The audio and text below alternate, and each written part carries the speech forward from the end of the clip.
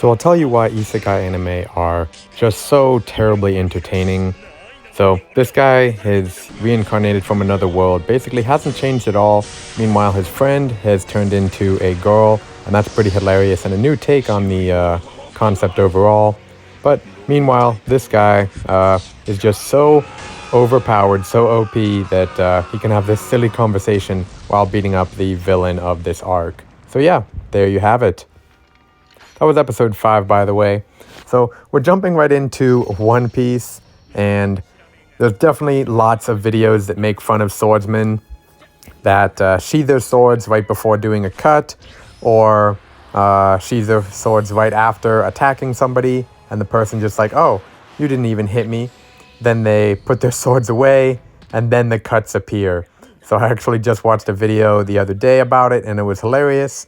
So when I saw this week's One Piece episode, I couldn't resist, but saving it for later, because it was just great. So Zoro is obviously OP, but he's trained. It's not like he just reincarnated into another world and was suddenly strong.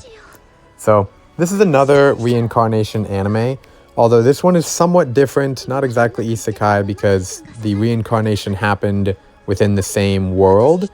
So the strongest sage was like, hey, I should just reincarnate myself so that I can have a better role for my crest that I guess gives him power. We'll kind of see that a little bit more later. He talks about the crest of failure, because during the 1,000 years that he was sleeping, things changed, namely because of the demons that his two apprentices here are trying to fight off. So the real reason that this clip was saved, maybe go back and read the subtitles, is just because of the perseverance that they're showing here throughout the difficulties and their struggles. They didn't give up, and that's really one of the main redeeming qualities of anime overall. No matter how much they struggle, they always persevere, they never quit, and that's really something just so inspiring about anime that you just don't find in most American cartoons. Prove me wrong. Show me one that has redeeming qualities. I'd be interested to hear that. So anyway, here's really the main character, and he's just wrecking some demons. No big deal. Everyone else is standing in awe because they've literally never so much as seen a demon, much less killed one. So here's just an obnoxiously large monster that he literally spawned seconds ago. Not really a spoiler, I wouldn't say, just because we already know he's going to destroy everything.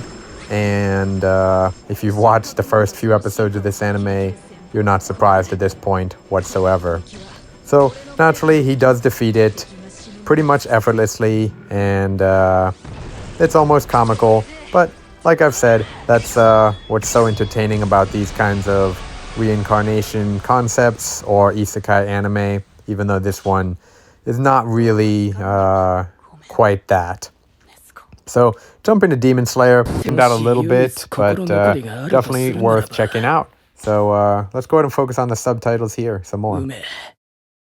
お前は俺と違ったんじゃないかってことだ。俺はこっちに行くから。So that last clip, the fork in the road, kind of like that poem, the Robert Bean, much better off without me. But she's not letting him make that sacrifice and be alone and leave her alone, even if she might be better off. She's like, hey, remember the promise we made?